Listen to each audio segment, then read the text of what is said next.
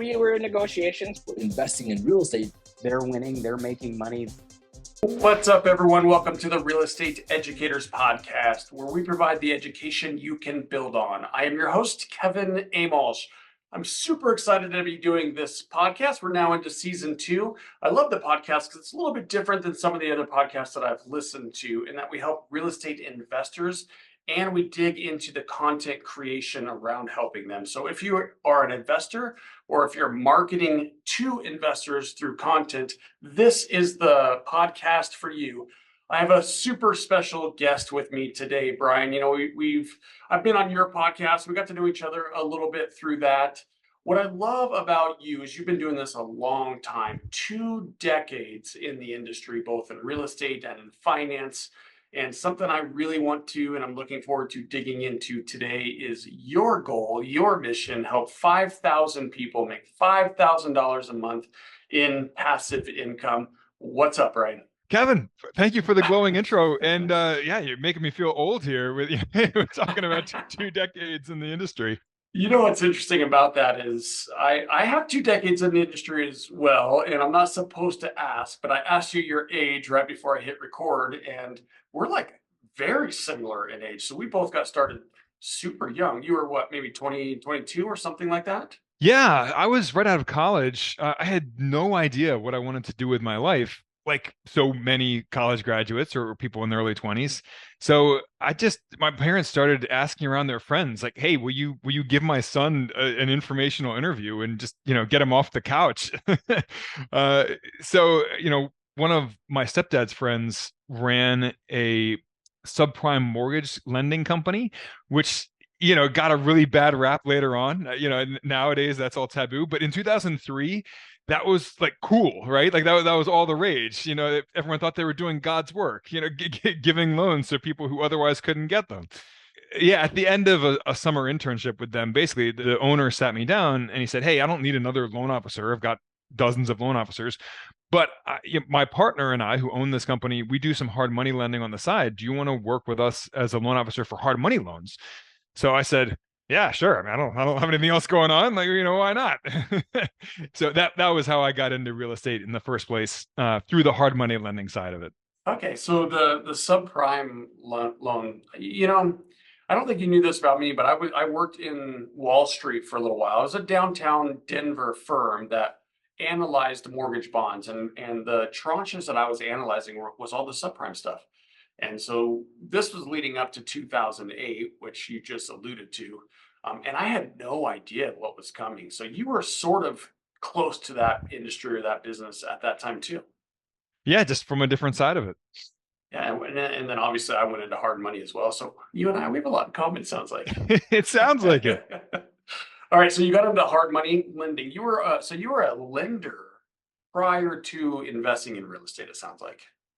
Well, I wasn't lending my own money, Right. but yeah, I was working with a couple hard money lenders, and all the clients that I was working with were all real estate investors, right? Most of them were flippers. Some of them were doing BRRRR deals where they were renovating it and then refinancing it to keep as a rental. So I'm watching all these guys, 2003, 2004, 2005, they're all making so much money in real estate, right? Because it was a big party in the mid-aughts. So I'm like, I can do that, like I'm smarter than these guys. Like I can do this. So I went out and I way overspent on a whole bunch of rental properties. I had no idea what I was doing. Didn't get mentorship, didn't get coaching, didn't partner with senior partners who knew a thing or two, and just got in way over my head. And then 2008 was a big old slap in the face of reality. So when did you buy your first property? I bought my first rental property in 2005, and it's really embarrassing to say now, I didn't even know how to calculate cash flow. I thought that cash flow on a rental property was the rent minus the mortgage. And, at the time, the conditions were so frenzied in real estate that, it took me like 10 properties to even figure that out. I was just running around buying properties without pausing to actually think for a moment or actually look at the performance of these properties. Yeah, it's embarrassing to talk about. Yeah, so I was doing the exact same thing. So I'm fascinated by this. And back then, so 2006 and 7, let's say, I mean, you didn't have to do anything to get a loan. You can get 100% investor loan with stated income back then, right? Yep. So if you were using the BRRRR strategy, or even maybe if you weren't, I gotta imagine you were pretty levered on these properties. So levered, so leveraged on these, and yeah. So I ended up upside down and with negative cash flow with all these properties, especially come 2008. Were So you it into was, the like interest only, like adjustable rate loans, all that fun stuff that we were all doing? if there's one thing I did right, it was avoiding those. I Great did job. manage to avoid those, but that did not save me. It was a total train wreck. It was a mess. And I'll tell you what was even harder about that is when the financial crash hit in 2008, I got hit doubly hard. So my investments were all crumbling around me, but my day job also crumbled and fell apart, right? Because no one's taking out hard money loans anymore. So I had to find a whole new career basically. It was a hard time. It was a dark day So what'd you in my learn, career. man? What'd you learn from that? Oh man, so many things. So we already talked about how to calculate cash flow, right?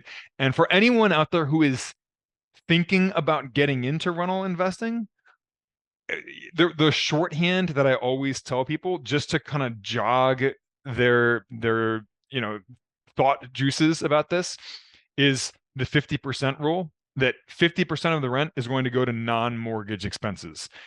Now, obviously it's a shorthand rule of thumb, but the idea is to kind of shake people out of that mindset of, cash flow being the rent minus the mortgage. When most people hear the 50% rule, they kind of scratch their heads and they're like, well, then how am I ever going to find a property that's going to cash flow? And my point is exactly, it's really hard. Like you can't just go out and start scooping up properties on the MLS and think that they're going to cash flow. It's hard to find properties that will cash flow. You have to go out and you have to buy like distressed assets from people in foreclosure or people who are going through a divorce or some other kind of mucky situation. Like it's hard to do. So yeah, that's the kind of wake up call that I try to give people who have misconceptions about rental properties cash flowing. Yeah, let's dig into this, Brian, because I love this, and I agree with the 50%. When I underwrite a lot of deals, I'm not doing projects quite the size you are, much smaller, let's say, but there's still 45 to 50% on anything, let's say 20 units or higher. But now, when we look at single family properties or even condos, that 50% rule doesn't really hold true because there's no common areas. Am I thinking this through correctly? So with single family properties, that's really what I'm talking about with the 50% rule. So here's the thing about that most people don't understand before they become a landlord is that rental properties come with a lot of irregular but inevitable expenses that people just don't think about. So things like vacancy rate, right? It's not hitting you every month, so you're not thinking about it, but it's inevitable. It's coming. A certain percentage of the time, your property will sit vacant. Same thing with repairs and maintenance. Doesn't hit you every month, but that the $3,000 AC bill, is going to hit you one year, and then people say, oh well, yeah, my cash flow got messed up this past year, but that's because of this outlier, right? Next year will be better, but then next year it's a $5,000 roof repair. So then, yeah, and then they do the whole thing all over again. Yeah, well, this year, yeah, it got thrown off because of this, but next year will be better. And then it's always something, right? Like it's always going to be something. So you have to take these costs into account. And another cost that people don't take into account, but should when they're investing in single families or small multifamilies, is property management costs. They say, oh, well, I'll just manage the property myself. To which I reply, then you have to pay yourself for your labor and account for that cost there, because otherwise you can't compare a rental property to, say, an index fund, right? Or a real estate syndication or a note or a fund, right? Because those are truly passive investments that don't require any work from you. But if it requires work from you, that's your nights and weekends, that's your time, that costs money. Like your time has a real cash value. And if it doesn't, then it should. Then you're still doing something wrong. So anyway, I went a little bit down a rabbit hole there, but No, I like it. And I mean, I totally agree with you. I'm struggling a little bit with the 50% rule when there's no common area. Because when I look at deals, it's not quite like that. So that's, in my opinion here, that's a super conservative approach, but it's a very safe way to look at it. yeah, again, it's a rule of thumb, it's more of a lens to look at it at investing through than it is like an actual fact, right? I mean, in any given property, yes, you should be drilling down to the actual numbers for that property, right? You should be, entering in the exact property tax bill and your actual quotes for insurance premiums for that you should be you should be using a calculator to run those actual numbers for each property. I'm talking more about sort of a broad rule of thumb just to get your head in the right place for investing in rental properties. Yeah. So what I've seen in single family is 15 to 25%, depending on how well maintained it is, in maintenance alone. And then we're like maybe 1.5-ish% in a loss reserve, reserve to replace is what we call it. But that's what you're talking about with the roof or another major expense. So those are the numbers that I've kind of seen. Sounds like it's similar. You're shaking your head, so I assume that. Yeah. So, when I talk about non-mortgage expenses, that does include property taxes and property Yeah, insurance, sure. which, most people, it gets rolled in with escrows and their mortgage payment. But that 50% does include property taxes, property insurance, property management, vacancy rate, repairs, maintenance, accounting costs, right? Yeah, Because, exactly. there is an accounting cost element here as well. Like these do complicate your tax returns. Anyway. And I know we're going way more into detail than we probably should, but yeah, so I'm just thinking as I'm listening to you, so you're saying 20% in management, which nobody gets that right. Everyone underestimates that. So, I'm sorry, your maintenance. So you're 20% maybe in maintenance and another 10 in management. You're at 30% just with those two alone. So your 50% it probably is pretty close. All right, so I wrote down here your time has value. So you mentioned passive income. I don't know anybody that's actually owns real estate that considers it passive. There's always effort, even if you're managing a manager. But you're an expert at passive income. So help me understand what exactly is passive income. Yeah, so a couple of things there, a couple of distinctions to make. So rental properties, it's semi-passive income. It's not truly passive income. No question about that. There's also a distinction to be made between passive income and passive investing in real estate. So if you're going out and you're buying properties yourself, you're owning rental properties, that's active investing. You're buying properties in your own name, or you're setting up LLCs and owning them. That's active investing where you've got to go out, you've got to find good deals, which, as we just talked about earlier, is a lot of work. Maybe you're sending out mailers, or sending SMS text campaigns. You're following up on distressed properties, all that stuff. It's hard work. You have to finance the properties, you have to repair the properties and deal with inspectors and permits, and you have to deal with tenants and property managers and accountants, and it's work, right? It's active investing. And even once you've stabilized the property, it's still only semi-passive income. I mean, so at one point, I think at my peak, I owned 15 properties at one time, and I've owned a couple dozen just total in my life, rental properties.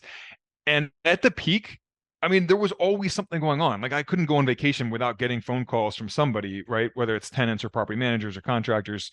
It's semi-passive income in the sense that, it's not a full-time job, but it's also not like dividends from an index fund, right? or distributions from a real estate syndication, which takes us to truly passive real estate investments. So there's a couple examples of those. Real estate syndications are one.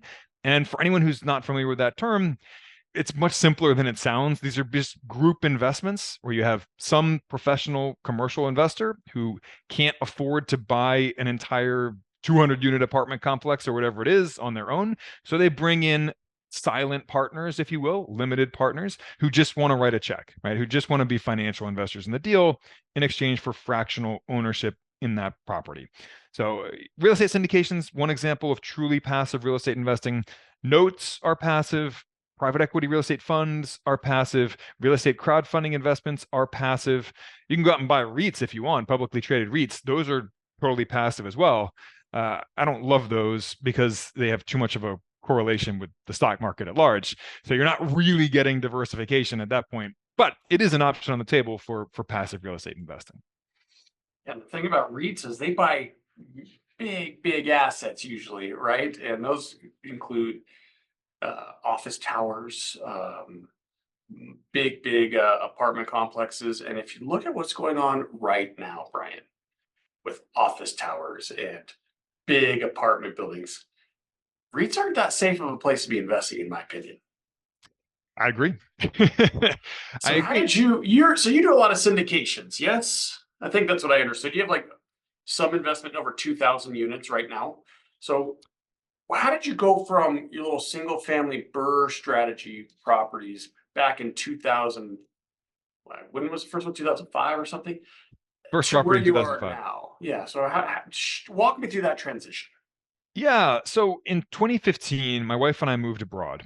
Um, my wife is a school counselor by trade, and she knew that I had some wanderlust, and she signed up with an international school recruiting service. And we went to a recruitment fair for international schools.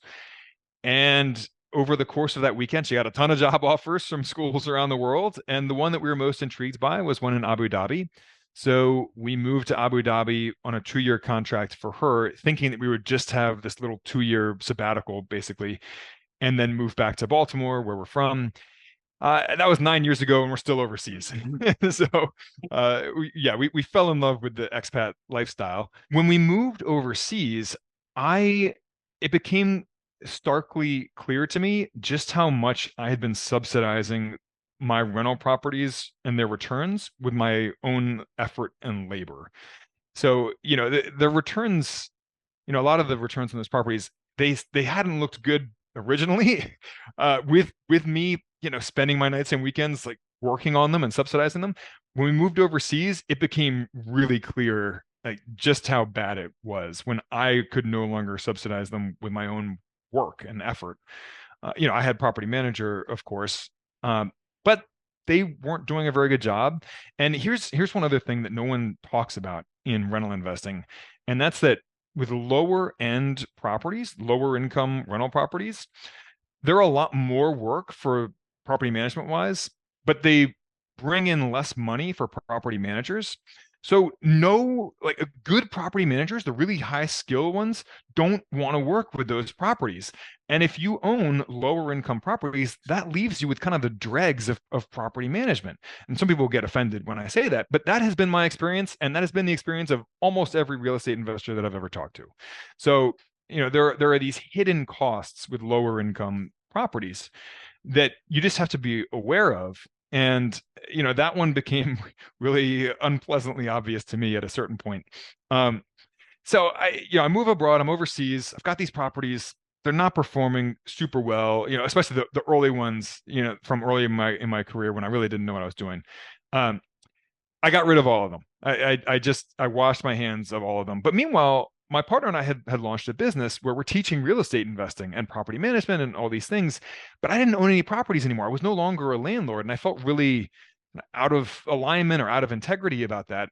And at the same time, we had our course students and our audience members consistently approaching my partner Denny and me and asking, "Hey, I'm not quite ready to buy my own first rental property yet. Can I just invest in a deal with you guys?" And we kept saying no, no, no, because we weren't actively investing ourselves at that point, and it just didn't feel quite right. A little out of alignment. So I turned to my partner Denny one day, and I was like, what if we said yes? Like, what would it take for us to say yes? Because it seems like the market is trying to tell us something, right? Like, it seems like maybe the business that we're in needs to accommodate these people. So we did. So we went out, we found a boots on the ground investor, we partnered with him and brought in some of our students, and we all went in on a couple of deals together, and they did fine. But we quickly realized why other people weren't doing that. It was way too much work, and there wasn't really any money in it for my partner or me. We were just using it as like a teaching exercise, basically. So we went back to the drawing board, and it was around that time that I had started investing in syndications just personally. And as we talked about a minute ago, those are truly passive investments. So I had a light bulb moment. Took me longer than it should have, but I went to my partner and I said, well, so, it was a lot of work doing rental properties, like single family rentals, but what if we went in on some of these passive real estate syndications with our audience members? And she said, yeah, okay, why not? Let's try it. So we did a pilot deal and it was quite popular. So we started opening up more of those and started doing them more consistently. And then at a certain point, we decided to launch an investment club where every month we're looking at new ones. So we did. We launched just like a flat fee investment club for anyone who's interested in going in with other investors on these sorts of deals with relatively small amounts, so that collectively we can reach that high minimum investment for those deals. This episode is brought to you by Pine Financial Group. Pine Financial is a private lender specializing in short-term rehab lending to real estate investors. Got a property that needs some love? We can help. We are able to offer funding solutions because we raise private money from individual investors. With more than 15 years of experience, Pine offers passive investors an alternative that provides stability, consistency, and security to your portfolio. If you like real estate but want to avoid the ups and downs and effort, a Pine mortgage fund could be a perfect fit for you. Accredited investors will experience an 8% preferred return and profit sharing. Diversify your portfolio out of Wall Street and into Main Street with a Pine Financial Group mortgage fund. Get more information at pinefinancialgroup.com. That's pinefinancialgroup.com. So cool. So it's like a fund of funds. No, it is not a fund of funds. We are not getting a cut of any of the money that's invested by our club members. We're not selling securities. It's just a flat fee investment club. So if you imagine like an old school investment club where a bunch of people get together and they swirl brandy in their little snifters or whatever and smoke cigars and talk about stocks, and they go in on some stock investments together. It's kind of like that, but except it's not like the wood paneled room, and it's not just a bunch of like old white men. It's a whole group of us, and instead of stocks, we're doing passive real estate investments. Okay, so you're not trying to benefit from the investment itself. You're trying to benefit from the value you're bringing to the group. Yeah, we don't get any money from the investment itself. In fact, quite the opposite. We invest our own personal money in these deals as just members of our club. So we're in the trenches investing our own money in these deals as our own personal real estate investing strategy too.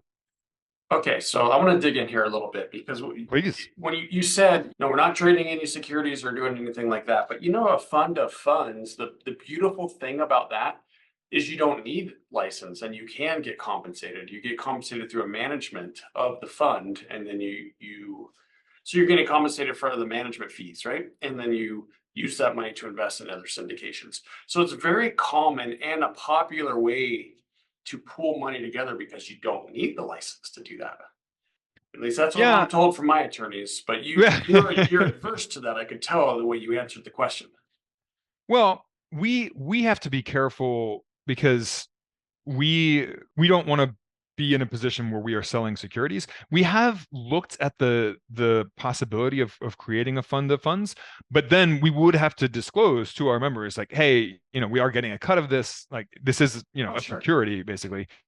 However it's filed with the SEC. We'd have to bring in an attorney and file paperwork with them.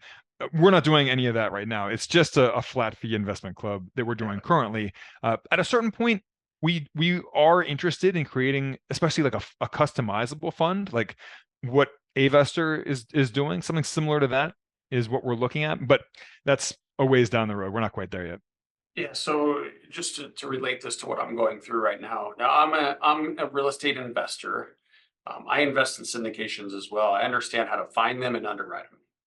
What I don't understand so well is private equity. And I think that being invested in companies is a good way to diversify, like Main Street companies, not publicly traded, startup type stuff. So I want some exposure to PE, private equity.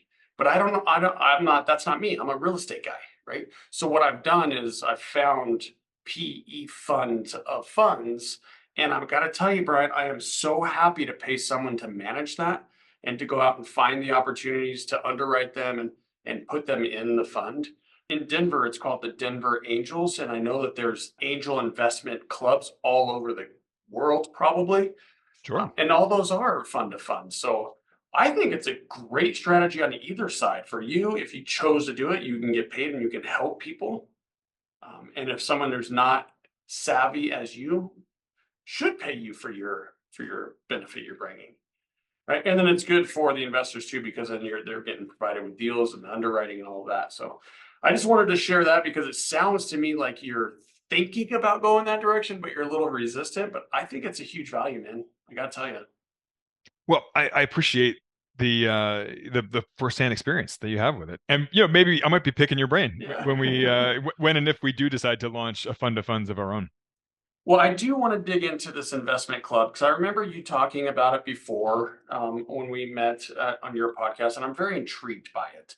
So, give me a little bit more detail. Like, you didn't share how you even started doing that. Like, I know you want to help people, but how do you decide on a club? Yeah, so initially it was just something that we were offering as a benefit to our course students because we sell a course on real estate investing. So at first it was just a perk of the course, but we decided that we wanted to open it up to the general public if we could. We didn't know if we could or not. We had to sit down with an attorney to make sure that we could do that. But once we got the green light from an attorney, we said, why not open it up to the public and just charge a flat fee for membership in it? So our course students do get access to it as well. But yeah, we open it up to the public as a flat fee model, like a membership. Yeah, it is a membership in an investment club. What's the fee? Oh, the fee is $59 a month or $497 a year. Dirt cheap. Okay, I'm sorry to interrupt you. I was just curious. No, that's a good question. It's a relevant question. Yeah, so we structure these pretty simply. We create a joint venture LLC for each one. Anyone who wants to participate in it gets listed as a fractional owner of that LLC, and that's it. It's pretty simple. Well, get in now, guys, while before he does the fund to fund and start charging management fees. There you go. I don't think that's too far away. There you go. All right, cool, man. So you meet, what is it, once a month? Or I think you mentioned that is all, I guess it's virtual, so it's like a Zoom or something. Yeah, so we aim to get together twice a month. One for an educational presentation where we bring in some kind of outside expert. So last month, for example, we brought in a CPA to talk about some of the tax strategies for passive real estate investors. Things like, how does depreciation recapture work and how does that affect you as an investor? And, stuff that just a lot of investors find confusing. And then we also aim to get together once a month to vet a deal together. So we'll bring in a sponsor to answer questions to our club members in real time. And then after the sponsor leaves the virtual meeting, the Zoom meeting, we discuss it as a club and you say, hey, what do we like about this deal? What are we concerned about with this deal? What do we see as the risks and all that stuff? And then any club members who want to invest in that deal can do so with $5,000 or more. And collectively, we'll surpass that 50 grand, 100 grand, whatever minimum investment is for that deal. And part of the purpose behind this is being able to spread relatively small amounts of money across a lot of different deals, a lot of different property types, a lot of different sponsors, a lot of different cities and states, basically as a form of dollar cost averaging, if that makes sense. And I don't want to use terms that people are not familiar with, but that's a good way to get in. I mean, and here's the thing, 5,000 is not very much, right? So if you're investing in something like that, it's really probably the education that you're getting through the whole investment because your members are on the call, they're asking questions to the sponsor, they're underwriting the deal, I assume.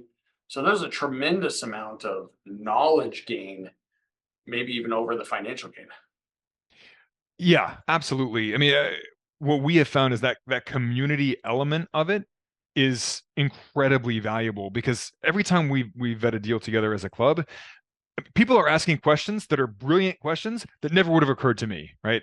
And I've invested in a bunch of these, but we almost form like a hive mind. We get the benefit of every single member's experience and perspective and questions that they ask. So I'll give you a really quick example. We have a woman in the club who is she an insurance adjuster? I think she's an insurance adjuster, but she's an insider in the insurance industry. So, every time a sponsor comes on, she's the first person to just start like grilling the hell out of them about their insurance projections and saying, why did you only forecast, 3% growth for your insurance premiums, over the next year and blah, blah, blah. Don't you know that these have been going up 50 some percent, every year, stuff like that, which is great. It's good to have all of these different perspectives, right? I'll give you another quick example. We were looking at a deal. It was an apartment complex in Dallas, Texas, and I've never been to Dallas. I don't know the Dallas market particularly well or really at all. But this woman lived 5 minutes down the street from this apartment complex. So, after the sponsor got off the call, we were discussing the deal, and she said, guys, I live 5 minutes down the road from this apartment building. I pass it every day on my commute to work. And I can tell you firsthand, there is not enough housing for young professionals in this area. And that's what this apartment complex was really serving was young professionals. She's like, there's a shortage of it. So this is a great deal and we should invest in it, basically. But I wouldn't have known that, right? Like none of us would have known that. So it's that sort of that community element of it, the collective vetting of these deals is just incredibly valuable. So it sounds like you're more powerful in the group than as an individual. Oh, 100%, 100%. Yeah. So it's a mix of education, a mix of deal flow. Denny and I, part of the service we do, of course, is networking with a whole bunch of sponsors, right? And that community element, which really can't be undervalued. I mean, it's so incredibly valuable. Are you still doing the coaching? We don't do any one-on-one coaching anymore. It's not scalable. We do offer a video course on real estate investing. And with our investment club, I say that we don't do coaching and we don't do one-on-one sessions, but my partner and I make a huge effort to come on every club call at least 10 or 15 minutes early just to make ourselves available to people.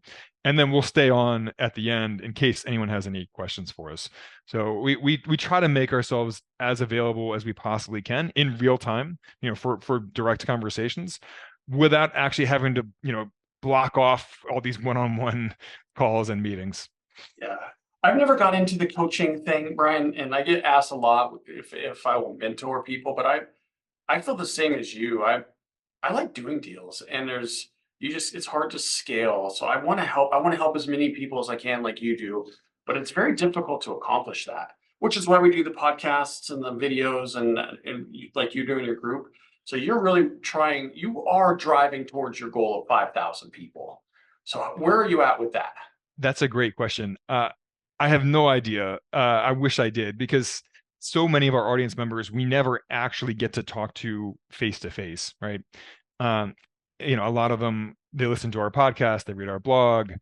Some of them take our course, some of them join our club, but some of them, we just will randomly get an email from and saying, hey, I've been listening to your podcast for 2 years. Just wanted to say I love what you guys are doing. I'm not going to join your club because I'm more interested in, XYZ, rental properties or, whatever it is. But we had never heard from that person before. And in some cases, we never hear from them again. Or we might hear from them and say, a couple years later and say, hey, I just bought my 10th property. Thank you guys. And and we're like, oh man, like I didn't even know this person was like, in our world. But so I wish I had a better answer for you. And I wish we had a better way of tracking that. I don't actually know. It feels good though when you get that email like, hey, you changed so my good. life. Yeah. It feels so good. And we all have those dark days where we're like, oh, like, there not enough people are joining us or not enough people are, you just feel down about the whole thing. And then you get one of those emails and then you feel you're reminded why you're doing this in the first place. That's right. So, well, give us some more advice. Give me a piece of advice before we wrap up here. I know we have a few more minutes, but we want to help people, as you just said. So let's say someone's listening to the podcast and let's go at the newer investor. Maybe they're trying to decide, do I go syndication? Do I go my own rental property? What kind of advice would you give them? All right, a couple things. First, in trying to decide between active versus passive real estate investing, I would ask you, do you want to build out a side hustle business around investing in real estate? Because there's no right or wrong answer to that question, right? I mean, some people are really enthusiastic about that idea. They want the control over every single detail of their real estate investments. And for those people, Yes, they should be going out and buying rental properties, buying investment properties. Um, but just be aware that it's going to be a side business for you. It's not passive. If you just want the benefits of investing in real estate and having it in your portfolio, so things like cash flow, appreciation, tax benefits, if you just want that stuff, but you don't want to become a landlord or have a side business, a side hustle around real estate, invest passively. So that's the first thing that I would say. The next thing that I would say is focus most of your attention on risks. So it's I can't remember who wrote this book, but there's a book called The Road Less Stupid, which is a great name for a book, by the way, I right? haven't heard this one. uh, and one of the things he talks about is how novice real estate investors, when they look at deals, they ask, how much can I make on this deal? Right. Right? Seasoned real estate investors look at deals and they ask, how much can I lose on this deal? Right? In other words, like, what are the risks associated with this deal? And that's the lens through which you want to be looking at potential real estate investments. And that's the same whether you're investing passively or actively, right? So for passive real estate investments, if you do decide that you want to invest in real estate syndications, for example, there's a whole bunch of different types of risk, but I'll outline a couple of a couple big ones to keep an eye out for. One obvious one in today's market is, of course, debt risk. So, what's the term of the loan? What is is it a fixed interest rate, a variable interest rate? If it's a variable interest rate, is there a rate cap being purchased or maybe a rate swap? Like, is there some kind of mechanism to protect against rising interest rates?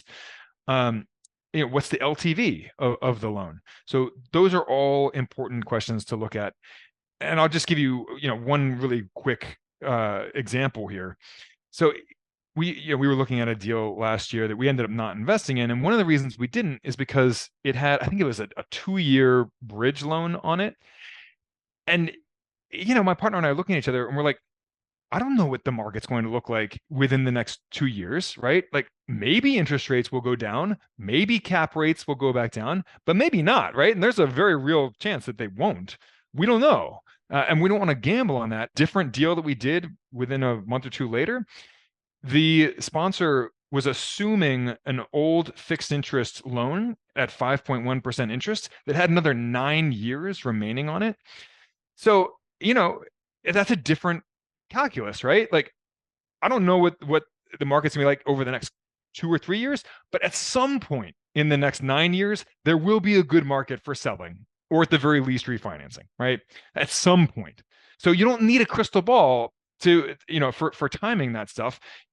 At some point there will be a good time to exit that deal. So that's a deal we did, right? That's a deal we invested in. Sounds like you were an investor during a downturn or something. Indeed, indeed. Yeah, so debt risk is something to definitely look at. Property management risk is something else to look at. Who is going to be managing the property? Is it the general partner, the sponsor? If so, what's their experience level with property management? Do they have a deep track record of managing 30 different properties all within this market that they know really well? Or are they just getting into the property management game? Are they just starting to take over management after having outsourced it for most of their history, right? So property management is another risk to look at. There's construction risk. So who's doing the renovations? If this is a value add multifamily deal, for example, or any kind of value add deal where there's a lot of renovation involved, who's doing the work? Is it an in-house construction company? And again, if so, what's their experience level? Have they done a ton of these? Or are they just getting into it? Are they outsourcing it to somebody? If they are outsourcing it to somebody, is it someone who they've worked with on, 20 different projects and they have a really close relationship with? Or is this a new market for them and they're just going to be hiring some random company?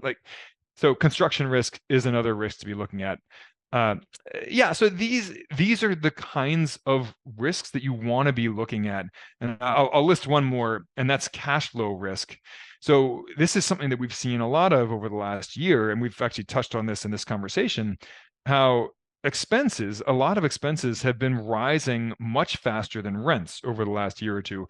Insurance premiums being one of those. In some cases, insurance premiums have doubled in a year for certain properties. That's crazy. So, and likewise, labor costs have been rising faster than rents in most markets. So that especially goes for things like repairs, maintenance, property management. And in some markets, rents have actually been going down, or they've been flat. And it's actually really unusual historically for rents to go down. It's much more common for home values to go down than for rents to go down. Rents almost never go down, but they have over the last year in some markets. And in other markets, they're rising, but they're rising slowly, more slowly than those expenses. So you can find yourself in a pinched cash flow situation where the rents are going down, or they're steady, or they're only very slowly rising, whereas expenses are going up quickly. So that's cash flow risk to look at. So you want to look at how conservative is the underwriting on these deals. Is the sponsor, optimistically forecasting, pretty fast rent growth, whereas and getting optimistic about, very low expense growth, or are they being a lot more conservative about it and estimating, very low rent growth with, steeper expense growth? So anyway, I've talked a lot, but No, Brian, honestly, man, this is gold. I'm taking some notes and we'll recap, but that is absolute gold. What I didn't hear was sponsor risk. Would you consider that? Well, yeah, and ultimately, sponsor risk is the number one risk. Yeah. So all those risks that we were talking about, that's deal specific risk, which matters. But sponsor risk is actually the most important risk, because a good sponsor who truly puts their investors ahead of themselves, they will find ways to salvage even deals that go sideways, right? Whereas mediocre sponsors, or sponsors who don't have your best interests at heart, even decent deals, they'll find a way to mess it up. I've totally seen it. Yeah. So, sponsors are actually the first thing that you should be evaluating and vetting, making sure that a sponsor has a deep track record of success, even in their failures, right? So, like, even, one of the questions that we always ask sponsors when we first meet with them is, hey, have you ever lost investors' money? And then the parallel question is, have you ever lost your own money on a deal? And a lot of sponsors will say, yes, I have lost my own money on deals. And if someone's been in real estate long enough, then yeah, they're going to probably lose money on deals. It's a much bigger deal if they've lost investors' money on deals. And what we like to hear from sponsors is them telling us about some of the deals that have gone sideways on them, where maybe they've had to come out of pocket in order to make their investors whole. Those are the kinds of sponsors who, we don't hold that against them, that they've had a deal go sideways or that they lost some of their own money on a deal. That makes them more experienced sponsors, right? And more cautious sponsors moving forward. What we really don't like to hear is sponsors being like, well, yeah, we have lost investors' money sometimes, being a little cavalier about it, having it happen more than once. Those are all big red flags for us. Yeah, I totally agree with you. All right, man, we got to wrap up here, but why don't you tell me quickly about your course? Because I know you're not doing much coaching anymore, but your course sort of leads into the club. So I guess there's two things here. You could do the club without the course, but if you do the Yes. course, you get the club, it sounds like. So tell us about the course itself. Yeah. So with the course, it's called Fire from Real Estate. And the point is to reach financial independence, of course, with real estate simply as a vehicle to help you get there. And we go through what we consider to be three sort of difficulty levels of investing, with the simplest and the easiest investments being real estate crowdfunding investments. I've invested in almost all of the major real estate crowdfunding platforms myself, so I have direct personal experience with them. Some of them I really like, some of them I don't like at all. Some, I'm sort of in the middle on, but we speak to all of those, and I share some of my personal experience with them. We do little screen share videos, taking them into the dashboards and showing them, how that all works. But that's the easiest way to invest passively in real estate, other than publicly traded REITs, which again, it's an option and it's easy. It doesn't have the diversification benefit because it has a pretty close correlation with the stock market at large, which we also talk about in the course. The mid-level is real estate syndications and funds and notes. It's not very difficult, but there are a lot of things you do need to know. We talk about these risks that we just spent some time talking about right now. We go into more detail on some of that, how to underwrite deals, how to vet sponsors, all that kind of stuff. And then the most difficult way to invest in real estate is to go out and buy properties yourself. So we have a whole section on that as well. But ultimately, it's all viewed through the lens. We have several sections about financial independence and how to start living the same lifestyle that you would be living if you were financially independent before you actually reach financial independence. Because that is, to me, one of the great secrets of the universe is that most people who reach financial independence, they don't actually just retire and go sit on a beach and sip pina coladas for the rest of their life. They go back to work. So if you're going to go back to work, even after reaching financial independence at a young age, you don't have to reach financial independence to start living that same like ideal lifestyle that you would be living. You just need to switch over to your dream work now and maybe supplement that income with some passive income streams, like say from real estate. So, we talk about how to structure that and how to start living your ideal life now, many, many years before actually reaching financial independence. And I'll share just from me personally, I'm not financially independent, but I still get to live overseas and do a lot of international travel. I still get to work for myself, doing work that I love on my own hours, my own schedule. I get to take red months, a red month where you just cross a big red X through the calendar and say, I'm going to go travel Patagonia in Argentina this month with my family. I'm not available. So anyway, we go through all that stuff in the course. All right, so I'm going to go through my notes, but before I do, how do we find out about your course, the club, and how do we get a hold of you? Yeah, so sparkrental.com, you'll see the co-investing club front and center there. If you go under the learn menu on our menu bar, you'll also see information about our course. We have some free classes as well. We have a podcast with, I don't know, close to 200 episodes now. We have 400 plus articles in our library on our blog.